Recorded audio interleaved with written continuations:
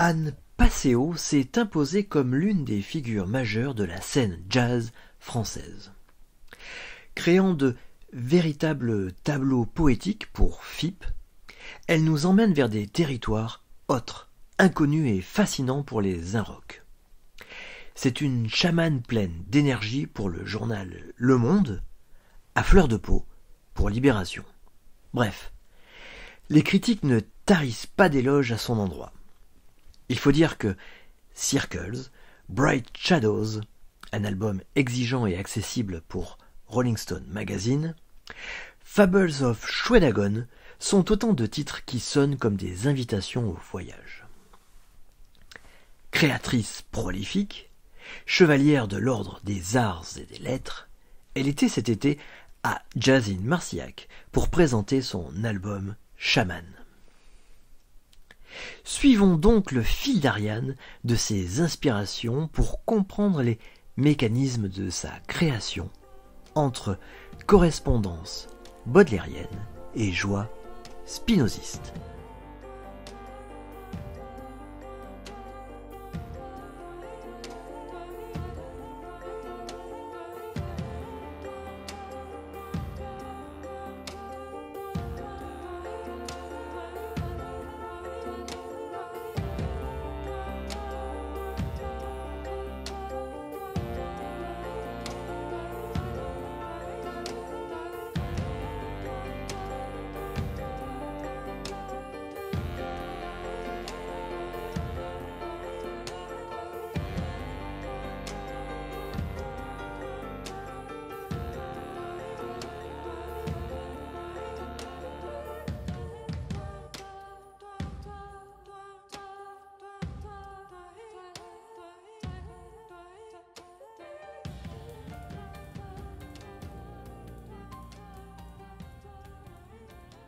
Pour commencer, je vais retracer très rapidement, faire un bref résumé de ton parcours ces dernières années.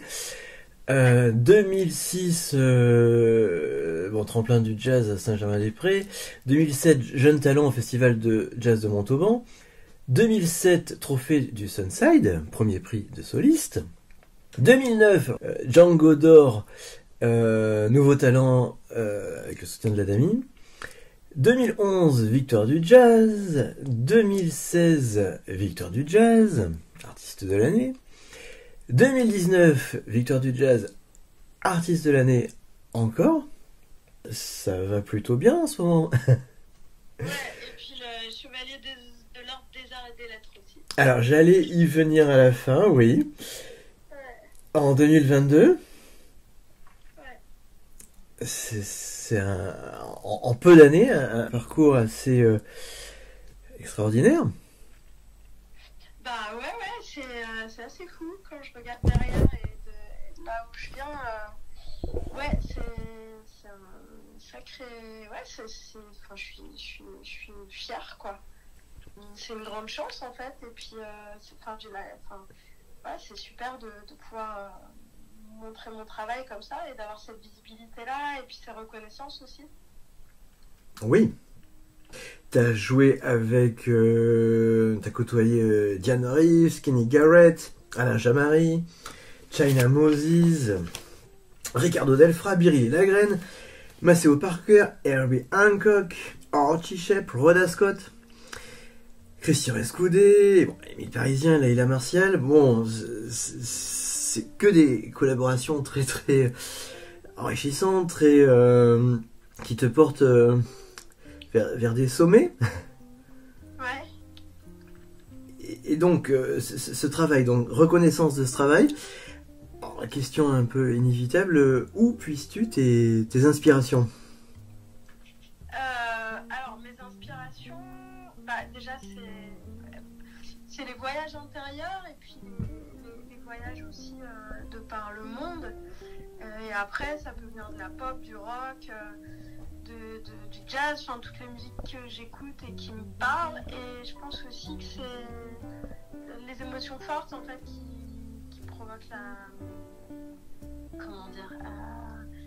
l'inspiration. Donc en fait je peux pas écrire de musique si j'ai pas une intuition très forte sur une mélodie quelque chose comme ça. Après, je pense que toutes les collaborations que j'ai pu avoir par le passé, évidemment, m'ont inspiré aussi. Je pense que ça m'a amené à d'autres endroits, découvrir des nouvelles musiques, des nouvelles façons de travailler. Je pense que ça a joué, évidemment. Mmh. Moi, ce que j'aime bien, c'est que voilà, tu t'inspires de autant des autres cultures. C'est quand tu voyages, quand tu es en Birmanie, que tu as le plus d'inspiration ou... En général, je vais quelque part, je vis des choses fortes et c'est quand je reviens, en fait, quand je me pose, que là il se passe, il y a de la musique qui vient, quoi. Mmh.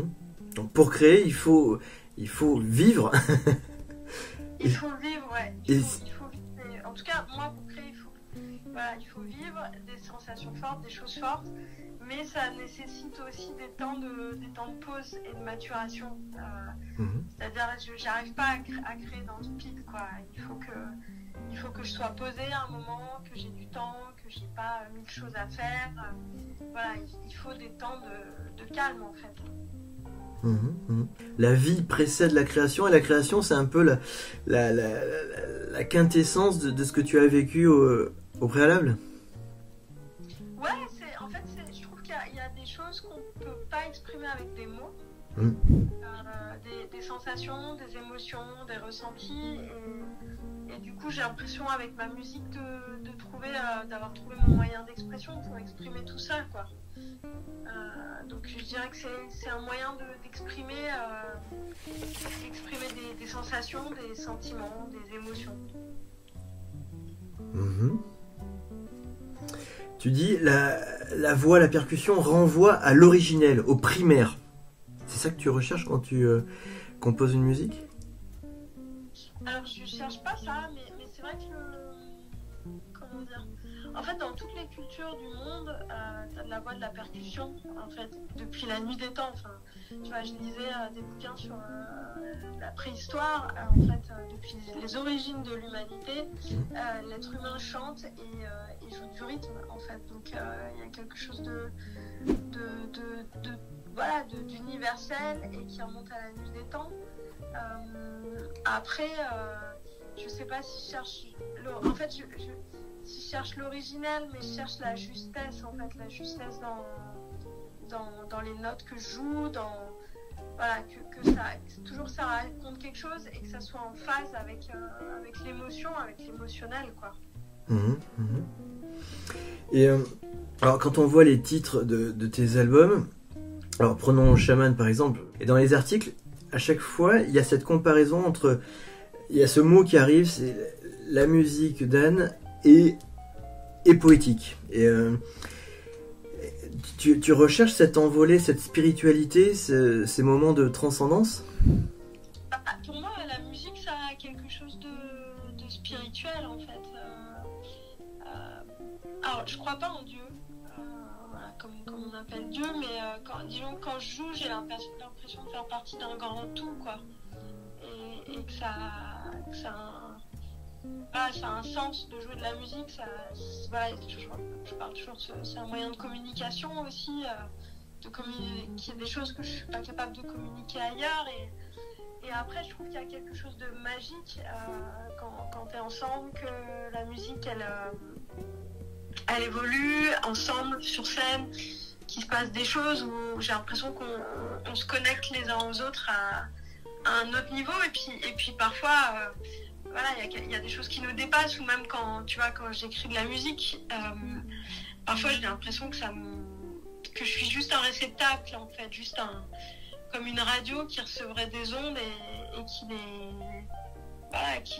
quand j'entends une mélodie, tu vois, il y a pas mal de mélodies de l'album que j'ai entendues d'une traite, et c'est quand même fou. J'ai l'impression que c'est comme si quelqu'un me les soufflait à l'oreille, quoi. Ouais, c'est ça qui est intéressant, c'est que voilà, sans religion, sans Dieu, grâce à la musique, grâce à l'art, on peut arriver à retrouver cette force transcendante et à se fondre dans l'universel. Ouais, ça, c'est oui, je pense, ouais. C'est une belle définition du jazz. Ouais, et de la musique en général, mais c'est vrai que le jazz je trouve, comment expliquer, en fait, je trouve que la magie du jazz, c'est de pouvoir jouer ce qu'on est dans l'instant aussi. C'est-à-dire en fonction de ce qu'on vit, de comment on se sent, du niveau d'énergie qu'on a. Quand on joue, on peut jouer, enfin, on est avec tout ça, en fait. Et on peut pas faire abstraction. Et du coup, il y a quelque chose de... Enfin, en fait, plus tu forces et moins ça marche, quoi. Et donc, il faut juste se laisser aller et laisser la musique venir, quoi. Enfin, c'est un état très particulier. Exactement. Et quand on dit, par exemple, le moi n'est pas maître dans sa propre maison, c'est-à-dire que tu laisses une place pour faire venir, pour accueillir ces énergies, cette vibration, cette musique. Ouais, en fait, c'est vraiment c'est un état de... Je sais pas comment expliquer...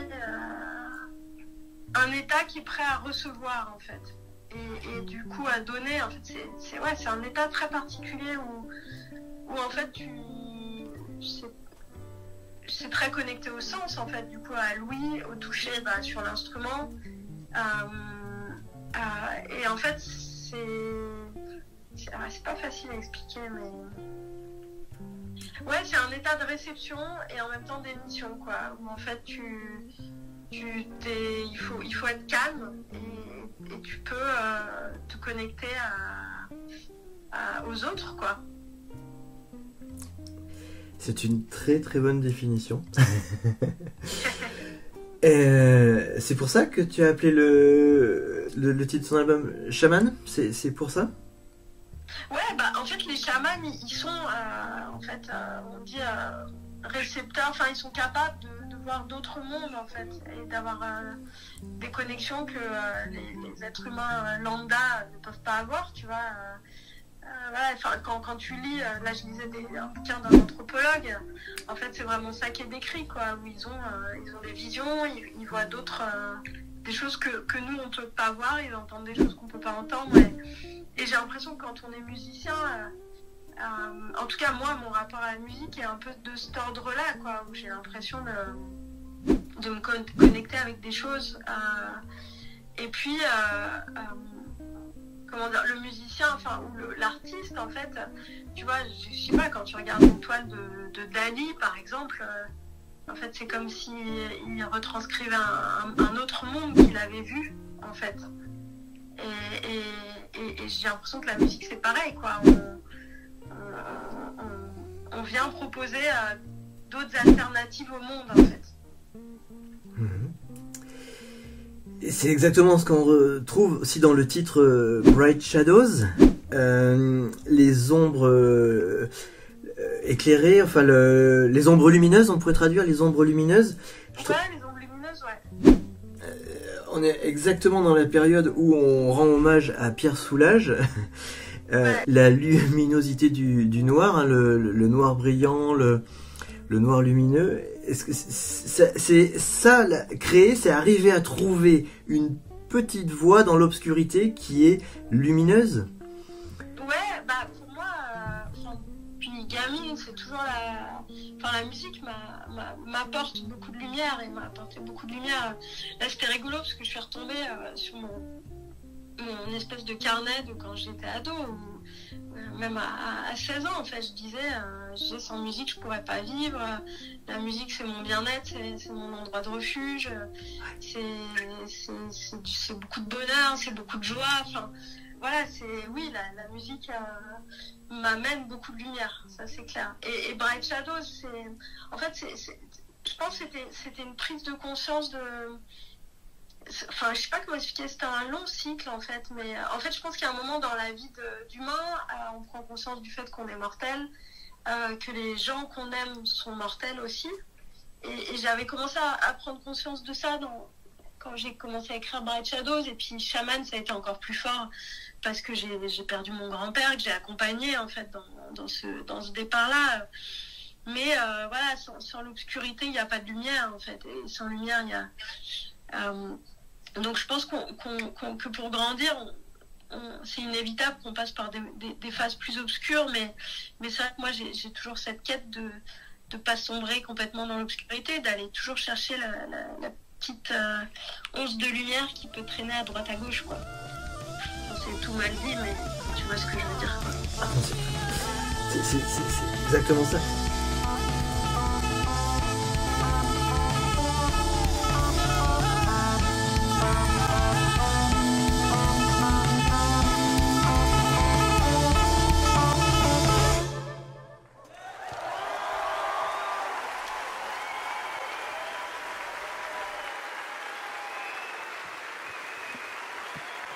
Christophe Manzani, Tony Pellman, Leila Martial, merci.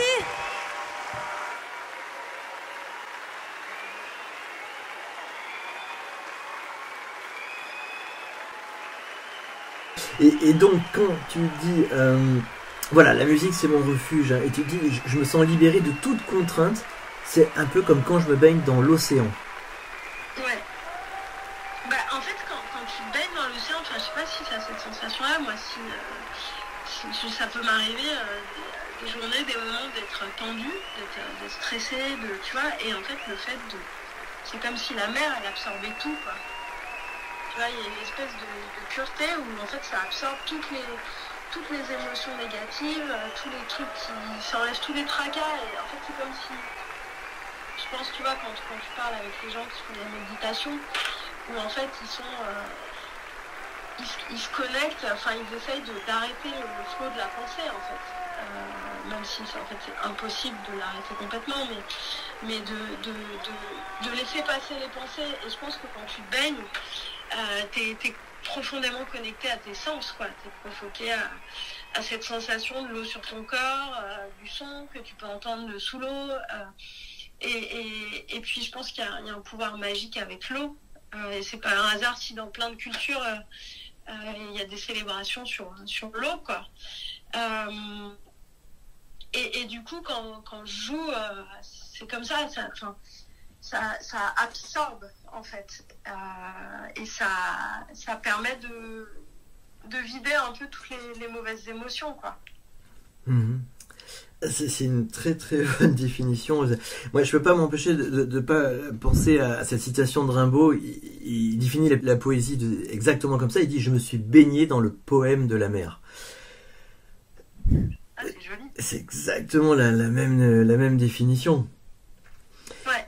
Et on l'entend, nous, en tant qu'auditeurs, hein, quand il y a un travail, quand il y a une profondeur comme ça océanique, qu'il y a une vague. Et justement, tu dis que ça que j'aime bien, c'est que tu t'imprègnes d'autres cultures, parce que tu dis en France, ça pourrait même peut-être être impossible, et c'est en puisant dans les autres cultures que tu trouves l'inspiration. Ouais. Les autres cultures ont des choses à nous apprendre. Ah bah oui, bien sûr. Bah, en fait, je trouve que le voyage fait grandir. Le voyage rend plus clairvoyant aussi sur le monde, parce que si tu passes toute ta vie en France sans jamais et que tu vois pas le reste, en fait, tu crois que le monde t'as une vision du monde, en fait. Et le voyage, en fait, il t'ouvre la tête. Tu te rends compte qu'il y a 1000 façons de vivre. Que certaines choses qui toi te paraissent importantes ou qui paraissent importantes dans ta culture, en fait, dans d'autres pays, en fait, c'est même pas une question. Parfois, il y a même pas de mots pour ça. Et je trouve que c'est une manière de grandir, en fait, le voyage. Et après, voilà, je trouve que chaque musique de chaque culture traduit aussi un état d'esprit. Et je trouve que tu comprends jamais mieux une musique que quand tu te retrouves dans l'endroit ou avec les gens qui la pratiquent, quoi. Et dans le pays en question où, en fait, tu vois, je me faisais la réflexion, tu vois, en Birmanie, par exemple, t'as beaucoup de sons partout, des oiseaux, des sons de ville, des sons de... Enfin, il y a toujours des événements, en fait. Et je trouve que dans leur musique, c'est pareil, en fait. Enfin, je me souviens quand on a fait le concert avec les Birmans, où on était en train de jouer, et en fait, il y avait un musicien qui était en train de s'accorder tranquille pendant que ça jouait. Et en fait, c'est beau, c'est des beaux accidents, c'est très vivant, en fait. Mmh, mmh. dans ta musique, on ressent ces moments de calme, puis de fusion, puis de déflagration, et il y a cette montée comme ça transcendante. Ça, tu le trouves dans les autres cultures, notamment en Birmanie? Non, ça, après, je pense que c'est je pense que enfin, j'ai l'impression que je suis quelqu'un d'assez intense. Enfin, je vis les émotions très, très fort, quelles qu'elles soient. Quand je suis heureuse, je ne suis que joie, quoi. C'est très puissant, et quand ça va pas, je suis vraiment pas bien. Et, en fait, enfin, je suis très sensible à tout, en fait, à ce que quelqu'un peut dire, à une scène dans la rue. Enfin voilà, tout est très fort, et je pense que ma musique, il y a ça aussi, en fait, que quand il y a une montée, c'est une vraie montée, parce que voilà, je suis pas quelqu'un à moitié, quoi. Mmh. Et est-ce que dans cette quête de la montée, est-ce que... Il n'y a pas de quête de la montée, hein. Non. La montée, enfin, ça se fait... Après, oui, c'est vrai que je suis à la recherche d'émotions joyeuses et Voilà. fortes. Mais en musique, enfin, tu vois, ça monte, mais c'est pas quelque chose que tu peux forcer, encore une fois. Mais tu te mets en condition pour accueillir cette transe, et puis la faire jaillir. C'est ça? Ouais, oui, voilà. Ah, il faut être dans l'instant. En fait. Je disponible. crois que la clé, c'est d'être dans l'instant.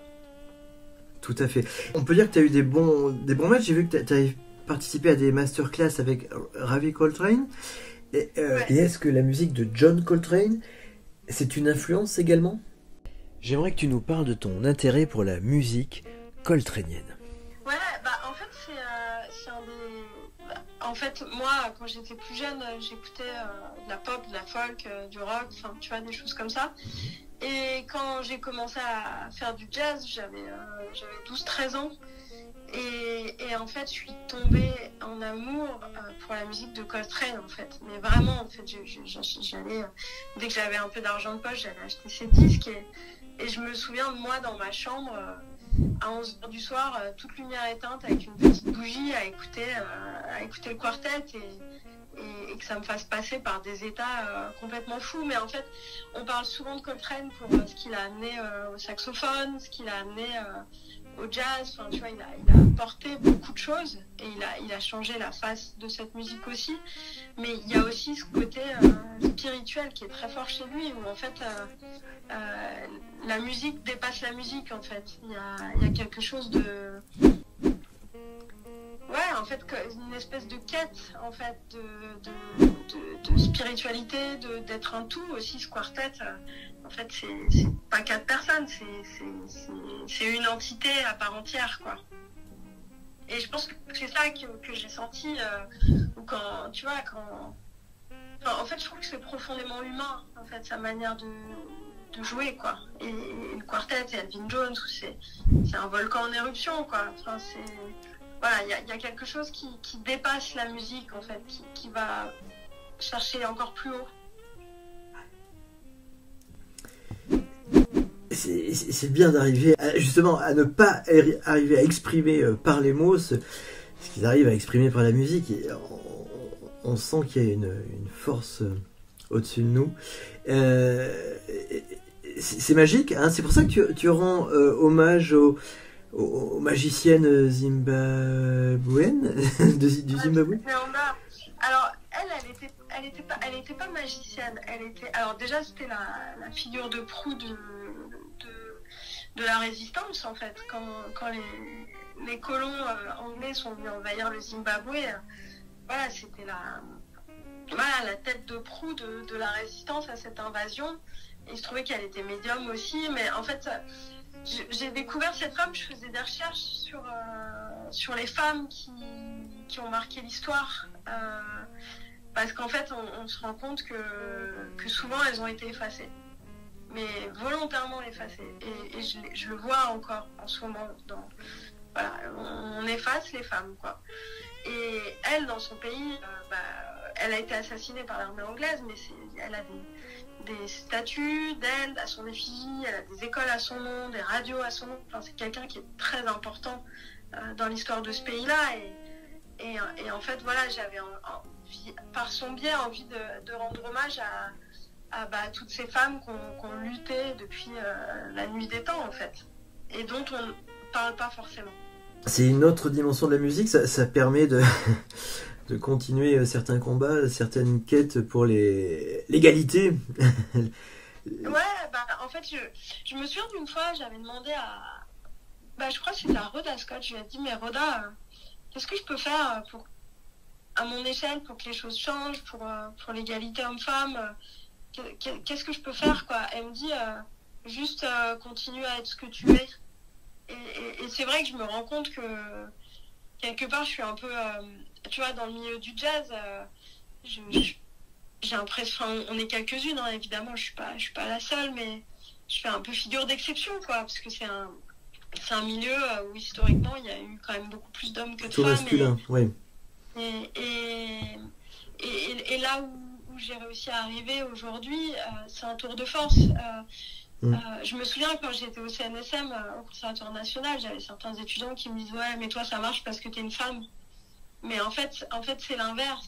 Et en fait ils étaient complètement à côté de la plaque. C'est que en fait pour réussir quand t'es une femme, en fait il faut en faire 2 fois plus. Surtout à la batterie. On t'attend plutôt dans le rôle de la chanteuse, de la... Voilà, mais ça c'est la chanteuse, ça arrange bien le patriarcat aussi, tu vois, ce truc de la femme objet, la chanteuse qui doit forcément être sexy, tu vois, je vais pas citer des noms, mais genre les grandes chanteuses internationales qui marchent, elles ont construit leur image aussi, ça une en particulier, sur le côté gravure de mode. Après c'est ce qu'elle est, et tant mieux si ça marche, mais disons que c'est une figure qui plaît aussi parce qu'elle correspond à ce que le patriarcat veut que la femme soit, c'est-à-dire toujours pimpante, belle, sexy, élégante, enfin tu vois, et une musicienne qui joue de la batterie ne correspond pas à cette image, quoi. Donc forcément, oui, je pense que c'est plus compliqué de dire, oui, je suis une femme et je joue d'un instrument physique et je mène une carrière aussi grande que celle d'un homme. Et c'est pour ça qu'on retrouve des titres comme Reste un oiseau. Comment tu interprètes ce titre, ce magnifique clip d'animation? Alors Reste un oiseau, en fait, c'est parti au départ en fait, c'est quand mon grand-père est décédé. D'accord. Donc en fait avec ma sœur on lui a chanté des chansons jusqu'à son dernier souffle, quoi. Et moi suite à ça j'ai passé 3 jours un peu prostrée. Je crois que ça a fait bugger mon cerveau et j'arrivais plus trop à parler. J'avais le cerveau qui était absolument arrêté et enfin j'étais dans dans un état de choc, en fait, je pense. Et ma sœur m'avait fait ce dessin. On voit une colombe, en fait, qui s'envole et qui s'adressait à moi. Elle disait « Reste un oiseau ». Et je pense que ça voulait dire garde ta légèreté, garde ta joie de vivre, continue à chercher la lumière, quoi. Oui. Et en fait, ce titre-là, en fait, ça a été mon baume. En fait, j'ai acheté l'instrument, le Kamelengoni, quelques jours après que mon grand-père soit décédé. Et j'ai joué en boucle, en fait, ce qui m'a permis de sortir de cet état de choc, je pense. Et il y a ce morceau qui est né à ce moment-là. Et je crois que ça a été une manière de retrouver de la légèreté. Et c'est pour ça que j'ai donné ce titre. Parce que voilà, si on le sort de son contexte, ça pourrait être, là encore, une définition du jazz, ta philosophie. C'est un bel objectif. En fait, oui, moi, j'ai envie. Enfin, c'est marrant parce que hier, je suis marraine du festival de jazz à Niort. C'est très récent. Et hier, je suis descendue à Niort pour échanger avec toute l'équipe. Et on a eu une grande discussion à table avec un des mécènes du festival qui me disait mais qu'est-ce qui te... C'est quoi qui te plaît? Enfin, lui me disait, en fait, les musiciens, vous vous jouez pour être aimé. Et moi je lui dis non, enfin je pense qu'il faut un certain ego pour être sur scène, mais en fait je lui disais moi je joue pour me faire du bien et pour faire du bien aux autres. Et ma plus belle victoire et ce qui me rend le plus heureuse, c'est quand à la fin du concert je signe les disques et que des gens viennent me voir et me disent que ce concert leur a fait un bien fou, qu'ils se sentent mieux ou que le disque les accompagne et leur redonne de la lumière. Et je crois que j'aime faire le bien, en fait.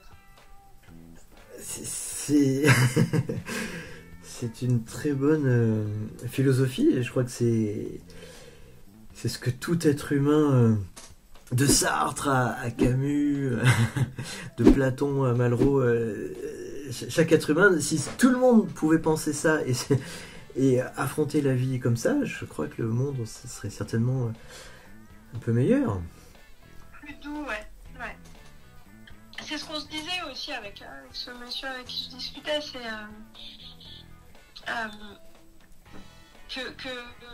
en fait, moi j'aime faire le bien, en fait. Et c'est vrai que... non, c'est pas ça que je voulais dire. C'est qu'en fait, il faut aimer les gens. Il faut aimer les autres. Et voilà, je pense que c'est quelque chose d'important. D'aimer son prochain, quoi. Est-ce qu'être sur scène et venant d'une famille d'enseignants, c'est un moyen de transmettre la culture, l'art en étant sur scène? C'est comme si tu faisais un cours avec le public? Non, en fait, je me sens pas enseignante ou maître ou quoi. Pas du tout. Pour moi, c'est un partage, en fait. En fait, on est là tous ensemble, que ce soit les musiciens ou le public, pour se faire du bien mutuellement. Et je prétends pas avoir plus de sagesse ou quoi que qui que ce soit. Enfin, je suis en apprentissage, puis il y a toujours des milliers de choses à apprendre des autres. Enfin, j'apprends tous les jours de l'autre et la vie est pleine de belles surprises aussi. Donc non, je suis pas enseignante, ça c'est clair. Quand je veux dire transmettre, c'est voilà, par exemple, tu pars en Birmanie, tu vis une expérience et en revenant, tu transmets ce que tu as appris là-bas et tu es un peu le transmetteur, le véhicule du jazz d'une autre culture et en cela tu transmets des expériences qu'on n'aurait pas entendues si on n'était pas venu te voir, et on passe un moment de communion musicale, oui. Ouais. J'aimais bien aussi cette définition de paysage sonore. Tu crées des paysages sonores pour flotter au-dessus de nous-mêmes quand vous jouez. J'ai lu ça dans un article. Paysage sonore pour flotter au-dessus de nous-mêmes, dans ces moments un petit peu là de transe chamanique. Ouais. Ça, c'est très très poétique. C'est en fait, oui, pour moi. Mais en fait, ça se rejoint avec ce que je disais tout à l'heure, où en fait, quand tu es musicien, en tout cas, mon approche de la musique, j'ai l'impression d'essayer de proposer d'autres mondes, quoi. Et donc, c'est des paysages sonores où tu fermes les yeux et ça te fait voyager ailleurs, dans des contrées un peu parallèles, quoi. Je pense que c'est... Voilà, après, chaque musicien a ses contrées, et c'est ça qui fait que chaque artiste est différent et intéressant. On propose chacun des paysages différents, quoi. C'est ça, voilà, c'est ça qui est poétique. L'audition colorée, toutes tes influences, la peinture, la danse, à partir du moment où la musique devient colorée, où l'olfaction devient musicale, t'appelles le titre Fleur de jasmin, là on est dans la poésie. C'est-à-dire qu'une sensation en devient une autre. Et ça, c'est proprement poétique. Ouais, Jasmine Flower, c'est un morceau que j'ai écrit je l'avais écrit au départ pour l'orchestre de musiciens birmans. Et j'avais envie d'essayer de retranscrire parce que quand tu vas dans les pagodes en Birmanie, voilà. ça sent jasmin partout, quoi. Et en fait, j'avais envie d'essayer de retranscrire cette sensation que je pouvais avoir quand j'allais me poser dans une pagode avec cette odeur de jasmin et ces chants qu'on entend, qui sont voilà, des mantras. Et voilà, j'ai essayé de retranscrire cette ambiance, ouais. Ça me parle tout à fait. Parce que moi, j'ai essayé de le retranscrire à ma manière en alexandrin en faisant as-tu déjà l'été tenu dans ta main le parfum exhalé d'une fleur de jasmin? C'est chouette. J'ai essayé de faire rimer voilà, cette sensation-là, mais le fait d'avoir une sensation, de transformer une sensation auditive en sensation colorée ou en musique, créer un paysage comme ça sonore, là on est en pleine poésie, et c'est ça moi que je trouve, on fait des synesthésies, hein, si tu fais des synesthésies, et tu remplaces une sensation par une autre, et ça c'est proprement poétique. Et c'est ça, moi, que j'entends dans la musique, et c'est ça qui me transporte, parce que quand c'est réussi, je trouve qu'il y a une dimension transcendantale qui capte l'auditeur ou le public. J'ai vu que tu étais aussi inspiré par les fables. Alors, tu as écrit l'album Fable of. Ouais. Donc, c'est une pagode en Birmanie? Ouais, c'est la plus grande pagode de Birmanie, la plus somptueuse, la plus vénérée. Ouais, ça en fait c'est un disque live que j'ai enregistré avec 5 musiciens qui viennent du Myanmar, parce qu'en fait Birmanie, Burma, c'était le nom qu'ont donné les colons anglais, mais en fait le pays s'appelle Myanmar. Et en fait, j'avais, pour écrire le répertoire de ce concert donc, qui a été enregistré, qui a donné un disque, j'étais allée me nourrir de fables, de contes et de légendes birmanes. Et d'ailleurs, tu vois, il y a un titre qui s'appelle Le soleil, la lune et l'étoile du soir, c'est un conte birman. Et voilà, c'était une manière d'aller chercher de l'inspiration que d'aller lire ces contes, quoi. Ouais, j'ai vu que tu avais une révélation aussi en lisant de la poésie soufie. Ouais, bah en fait j'avais lu un bouquin qui racontait l'histoire de Rumi, donc ce grand poète perse, et de Shams de Tabriz, qui était son maître en fait. Et du coup je suis allée lire les écrits de Rumi et voilà, j'ai trouvé ça d'une poésie absolument folle, et cette manière j'en sais les mots, d'être tout le temps, en fait, tu comprends ce que tu as envie de comprendre, et en même temps, ça t'ouvre d'autres espaces, d'autres sphères, d'autres réalités. Et puis, du coup, j'étais allée lire un peu aussi sur le soufisme, cette notion de grand tout, de relation avec les astres, le soleil, la lune, les planètes, le mouvement des planètes, les cycles perpétuels de la vie, tu vois, les saisons, en fait, cette terre aussi qui tourne sur elle-même. Enfin, voilà, voilà, je sais pas, ça m'a beaucoup parlé dans cette recherche de quelque chose de plus... Voilà, enfin, dans cette recherche de spiritualité, quoi.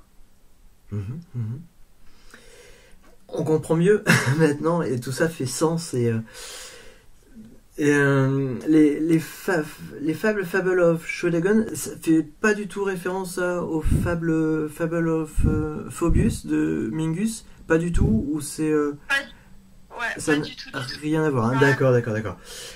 Mais quand même, tu es inspiré par la poésie et par les fables en particulier, ou? Non, c'était un peu ma recherche, quoi. C'était une manière d'aller me nourrir et aussi d'aller découvrir. Tu vois, je suis allée plusieurs fois en Birmanie, mais du coup, c'était une manière de découvrir aussi la culture birmane par un autre biais, quoi. Parce que moi, j'ai trouvé qu'il y avait comme un bestiaire dans tes titres. Bon, la chanson du poulet, par exemple, que t'aimes bien. Tes animaux préférés, tu as des animaux préférés qui t'inspirent, ou pas du tout? Est-ce que... Non, je sais pas si j'ai des... En fait, la nature m'inspire. J'ai vu d'ailleurs un super documentaire très récemment.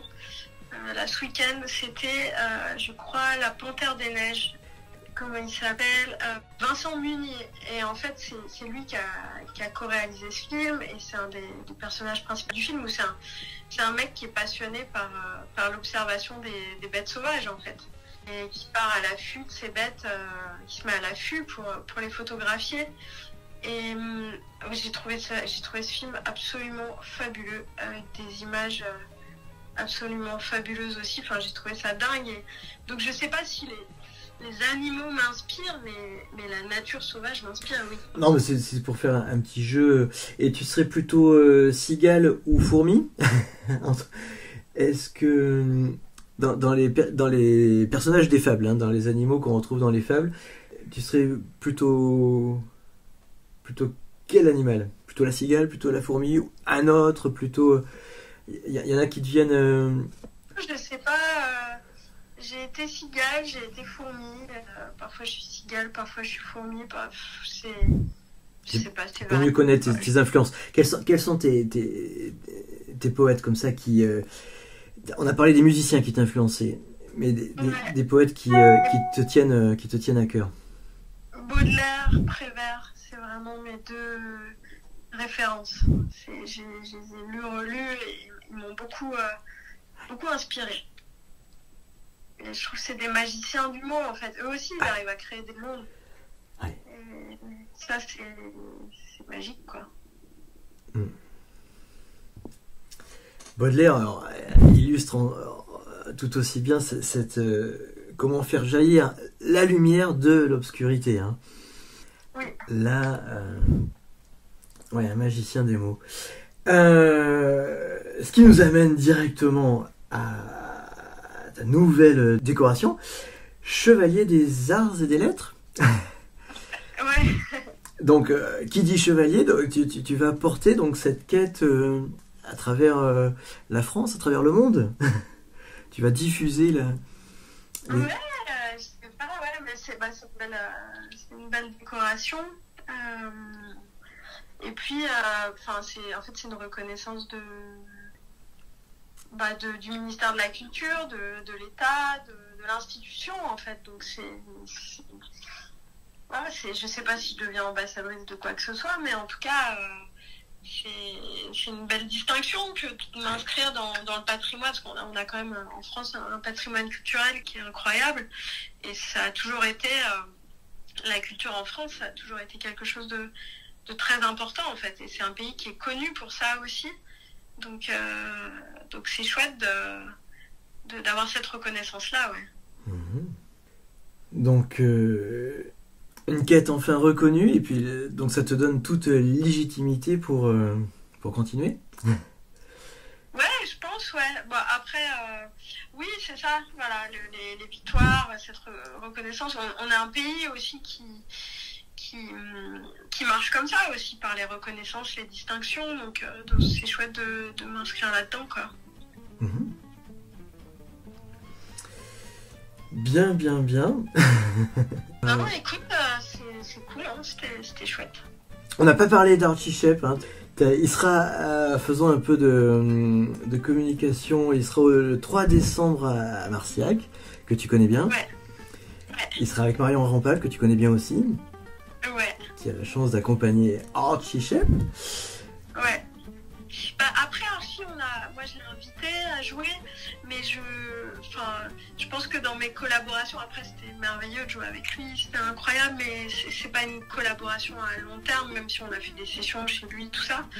Mais si je devais dire un truc sur lui, c'est qu'en fait il garde toujours ses yeux d'enfant. Et ça, je trouve ça magique, en fait. À cet âge-là, c'est comme quand j'ai joué avec John McLaughlin, en fait, c'est des musiciens qui aussi gardent un rapport à la musique, un rapport de jeu et de joie. Et ça, je pense que c'est très important. Ça pourrait être une définition du jazz, hein, allier ce jeu à la joie. Ouais, peut-être, ouais. T'as joué aussi avec John McLaughlin, Biréli Lagrène.